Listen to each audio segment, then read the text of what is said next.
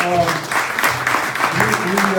now call on our spontaneous entrepreneur, Christina Clarke of Manor House Events, to tell us her story. This is her first time here, so a little bit of patience, but a big round of applause for her. Thank you. Thank you. So, as he said, my name is Christina Clarke. I'm originally from California, and when Jimmy Carter did not call us, we decided to move to Atlanta in 1994. My husband and I, who also has a business. And at that time, I was busy at home raising the children. So I have 6 children. They're all mine. 5 boys in a row, and then 1 girl. So that right there is an adventure all in itself. For the last 5 years, I have been involved in organizing youth camps.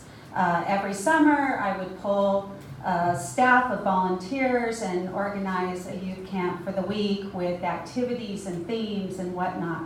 And during this time, I got involved with some associates of mine whose daughters were having weddings.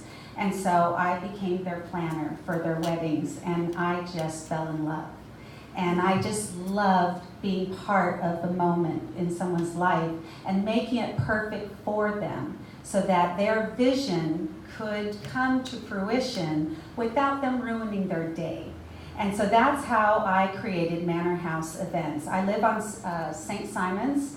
Our home is actually called the Manor House, which is where I got the name Manor House Events. And originally my plan was to open up the home as a venue. I very quickly changed my mind because I didn't really want to worry about liquor licenses, and I didn't want to worry about parking and being a bad neighbor to those around me. And so I decided to take my business off-site.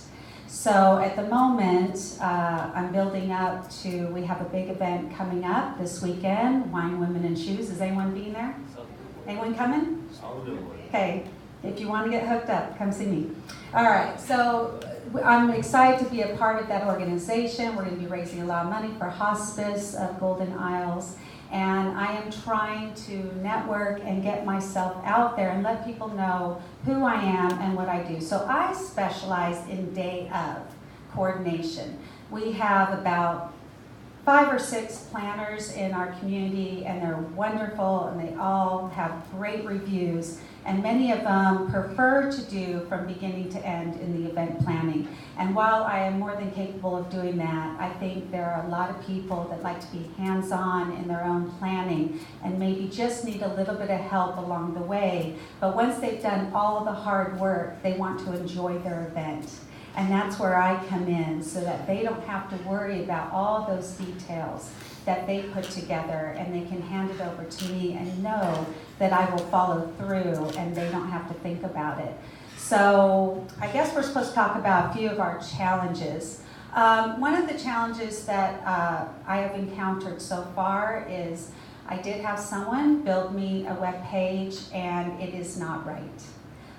This is someone who has a good reputation of being at the top of the Google list and whatnot. And I'm discovering that for this business that I've started, this isn't really the right pathway to get my clients. So what I did is I have a phone number for the website, and then I have the phone number on my business card, so I could tell where my traffic was coming from.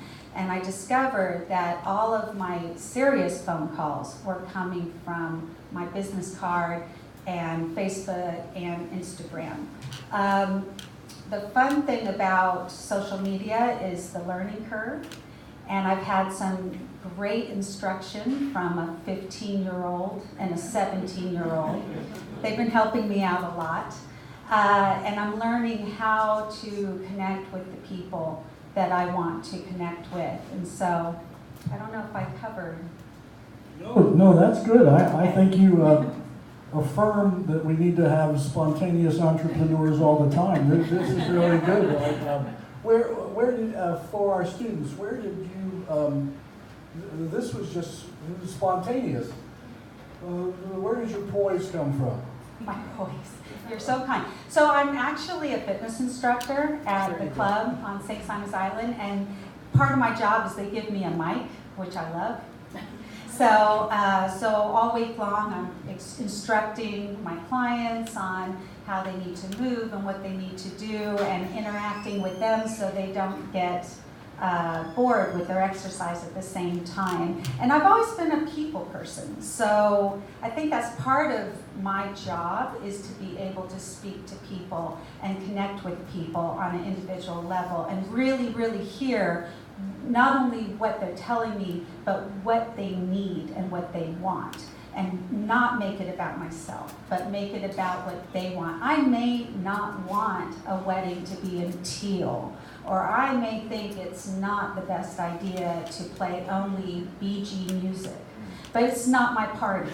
So if it's their party, I'm gonna make it the way they want. Now, in addition to that, with the experience that I've been given, I will also counsel them that maybe a 10-minute dance with the father is going to be quite long.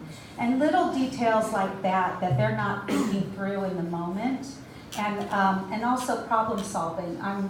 I've always been really good at thinking on my feet and being very spontaneous and being able to switch gears quickly. That probably is the 5 boys that did that. And so when you're in an event, you have to be ready to make quick adjustments without the client feeling stressed or the guests knowing that maybe something didn't quite go to plan. You want them to think that everything you did was very purposeful, and that their host had them in mind. And so you're always looking for those little things. Yes? I love your niche. Having been in and out of hospitality for over 35 years, there are some of us who manage that stress and some who just don't. And I think it's really wonderful that that's what you've carved out for yourself. I see that you've learned that your website, of course, is not a lead generation tool. It's strictly about conversion. You've got to find a way to get people there. As a small hospitality-driven business, I have found my Yelp reviews to be absolutely priceless. I have very few of them, and they keep me in the #1 ranking on St. Simon's every time anybody looks for catering. And I get phone calls because Google ranks me #1 because Yelp ranks me #1. Now, do you use that off your website or off of Facebook? How does that connect? That's a whole other story. I was going to see if I could be the entrepreneur today, because I have actually been avoiding growth, but that's just a conversation for another day. All I have is Yelp and my website. I have a Facebook page, but I've never done anything with it. I intended that I would when I was ready to grow, but I have not. That's great to know. So you just signed up for Yelp? Yep. And I still own a free account. I've never advertised with it. Come peak season, I drop from #1, but there's that little thingy that shows that other people are above me because they pay for marketing. Oh. So I'm still first organic. Well, that's a great tip. Thank you. I appreciate that. Yeah. Yes. You mentioned that you connect with people on Facebook. Is there any, or do you use Facebook advertising or pay advertising on Facebook? And if so, do you see a good return on investment with that? I did advertising on Facebook for just a little bit of time, and I did not find any return on that. So Facebook is just more trying to connect with the community. So I've kept it free for the moment. The other thing that I've discovered is the photos. Like I learned that I had to put really, really good quality photos on my Instagram site, and then I got more likes. So I'm getting in the habit of carrying around my good camera. Even though I have one of those iPhones, it's not good enough, so that it can be a bit more artistic, which works for what I'm trying to do. I'm in the entrepreneurship class, and so we are trying to find our problems. So just want to see kind of real quick, because we're trying to still develop our problem. Do you have anybody that is working with you for marketing?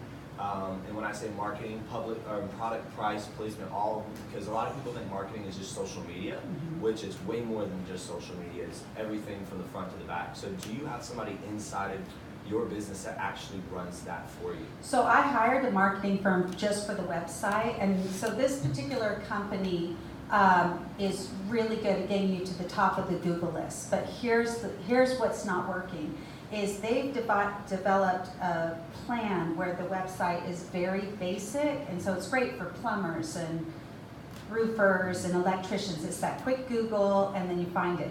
For what I'm doing, I have a moment to sell people, whether it be when I speak to you or one of my photos, because in that moment they're going to think, does she have enough taste or poise to do an affair of mine? And so that's where it's not working. I actually am planning on revisiting the website and redesigning it so that it will reflect better my industry. But so right now I'm not very happy with my website at all. Bill? Okay. Do you do things other than weddings? Any event. Right now, I'm talking to a company out west called Pucana Adventures, and they're planning on moving back out to the East Coast because they're local, and they want to do like kiteboarding events out on the beach, which I am such a passionate person about our community, and I feel like we just haven't even begun to hit our growth. It's like we're just hovering and waiting to really pop out as a community. And so I've been speaking with them about planning an amateur kiteboarding event in the near future. So I'm really open to any kind of event, but to be honest with you, weddings are the ones that kind of keep it going. Final question for Christina. Well, you've done just... Oh, one more, sorry. Excuse me. I know you said that you didn't have much lust for Facebook advertising tonight, and I haven't had it in my own business. But you said you had like 2 separate phone numbers, you had a business card and a website.